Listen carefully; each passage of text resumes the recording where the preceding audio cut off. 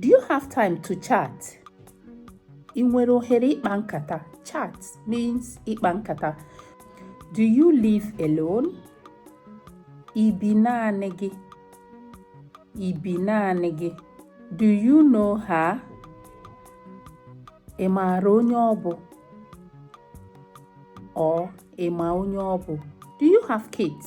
Ị nwere ụmụaka? Ị nwere ụmụaka? Do you love me? Ị hụrụ m n'anya? Ị hụrụ m n'anya? Do you speak English? Ị na-asụ Bekee? Ị na-asụ Bekee? Do you have time? Ị nwere oge? Ma ọ bụ ị nwere ohere? Do you have time now? Ị nwere ohere ugbu a? Ị nwere ohere ugbu a? Ugbu a means now. Do you have time today?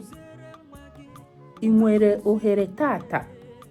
Today means tata. Ị nwere ohere tata? Do you have time tomorrow? Ị nwere ohere echi? Do you have time tonight? Ị nwere ohere n'abalị a?